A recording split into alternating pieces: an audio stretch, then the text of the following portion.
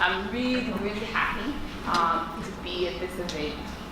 I'm happy to have a critical conversation about our continued histories of urban unrest, the lessons learned, and the future work still yet to be done. My dissertation, which is entitled Manufacturing Urban America, focused on the impact of urban redevelopment history and politics in North Minneapolis,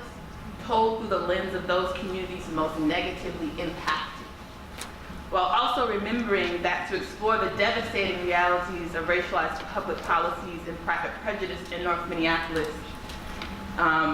is important. It's an incomplete story without examining the role that everyday Black residents played in resisting the racialized public policies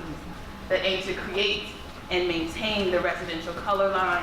which ultimately named them the problem. So when CURA discussed this year's series, I was very excited to help make tonight's events happen,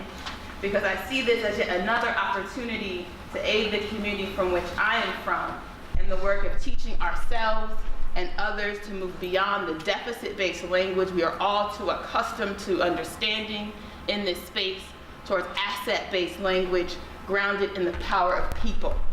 which has always been fueled by kind of a risk-resistant, innovative politics of placemaking that gets lost in our conversations about North Minneapolis.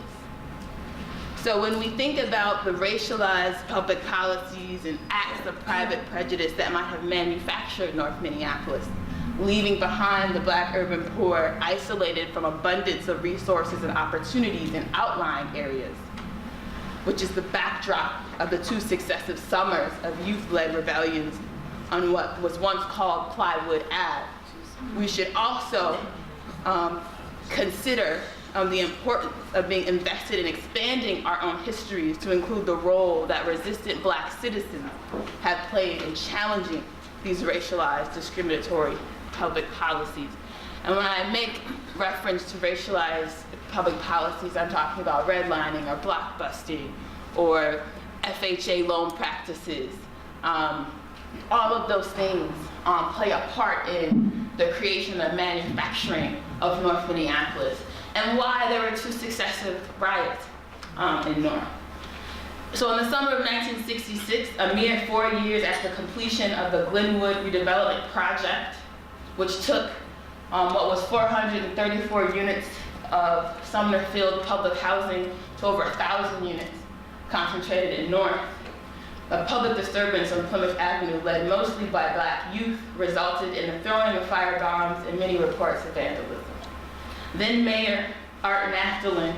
deemed these acts a public expression of social unrest among a growing population of poor Blacks suffering from severe unemployment. In a public radio address after this disturbance, Mayor Naftalin stated, quote, "There has been neglect on the part of the city government, neglect on the part of the North Side merchants,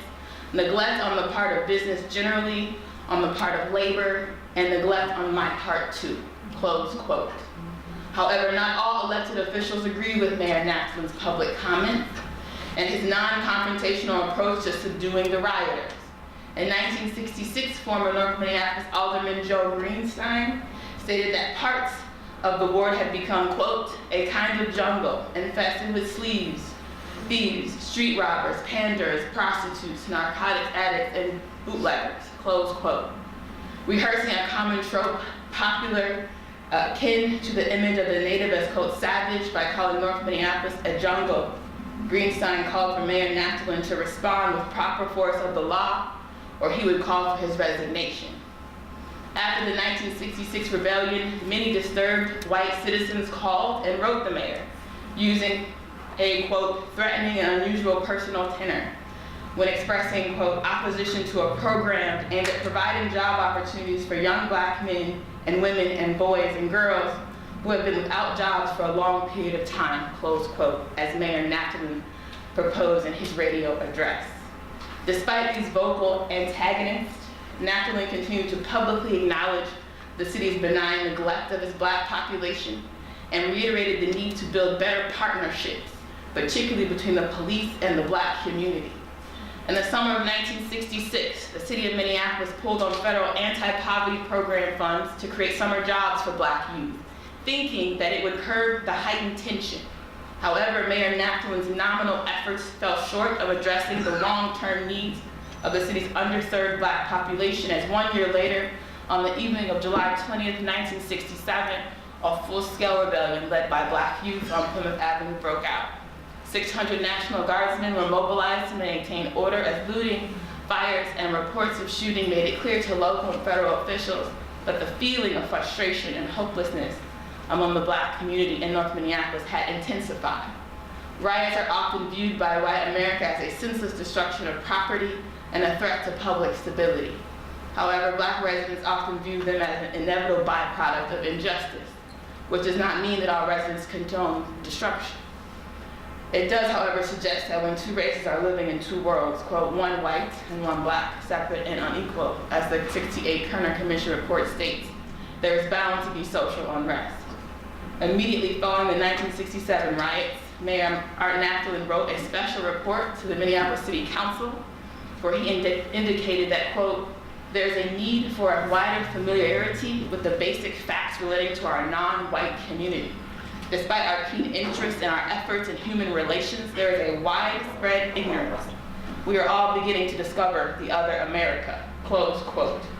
Referencing Michael Harrington's sentiments in his popular book on U.S. poverty, The Other America, Napthalin presumed that the Black residents living in North Minneapolis represented a problem that can no longer be ignored,